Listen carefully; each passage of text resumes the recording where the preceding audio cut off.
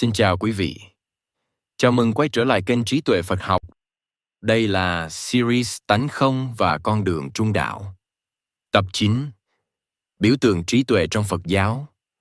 Trong tập trước, Dalai Lama đã nhấn mạnh rằng trí tuệ phải đi cùng từ bi, bởi hiểu biết nếu tách rời lòng nhân ái sẽ không thể dẫn đến giải thoát chân chính. Trong buổi giảng dành cho học sinh và thanh thiếu niên Tây Tạng, Dalai Lama không chỉ nói về lý luận hay triết học trừu tướng, Ngài còn nhắc đến Văn Thù Sư Lợi như một hình tướng then chốt, giúp người học hiểu rõ hơn ý nghĩa của trí tuệ trong Phật Pháp.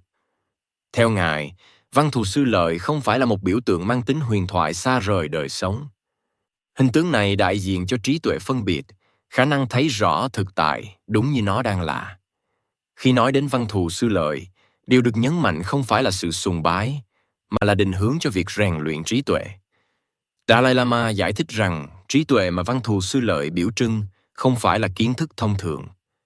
Đó là trí tuệ có khả năng phân tích, phá vỡ những nhận thức sai lầm về tự tánh của các pháp. Chính trí tuệ này giúp con người tiếp cận tánh không mà không rơi vào đoạn kiến. Ngài cho rằng, việc nương vào hình tướng Văn Thù Sư Lợi giúp người học ghi nhớ mục tiêu của con đường tu tập. Trí tuệ không nhằm làm con người trở nên hơn thua hay sắc bén trong tranh luận, mà để đoạn trừ vô minh. Khi vô minh được làm sáng tỏ, khổ đau tự nhiên giảm bớt. Dalai Lama cũng làm rõ rằng, việc cầu nguyện Văn Thù Sư Lợi không mang ý nghĩa cầu xin từ bên ngoài. Theo Ngài, đây là một phương tiện thiền xảo để khơi dậy tiềm năng trí tuệ vốn có nơi mọi người. Khi tâm hướng về trí tuệ, việc quán chiếu trở nên nghiêm túc và có định hướng hơn. Ngài nhấn mạnh rằng nếu thiếu trí tuệ, sự tu tập dễ bị dẫn dắt bởi cảm xúc và niềm tin mơ hồ. Nhưng nếu chỉ theo đuổi trí tuệ mà quên mất mục đích giải thoát, người học có thể rơi vào sự khô cứng. Văn Thù Sư Lợi đại diện cho trí tuệ được đặt đúng chỗ, phục vụ cho sự chuyển hóa tâm. Dalai Lama cũng liên hệ hình tượng này với truyền thống Mật Thừa. Theo Ngài, các pháp tu liên quan đến Văn Thù Sư Lợi nhằm giúp hành giả nhanh chóng làm quen với cách quán chiếu tánh không.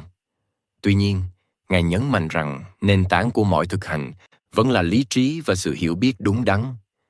Ngài cảnh báo rằng nếu không có nền tảng phân tích, việc thực hành các pháp quán có thể trở thành hình thức.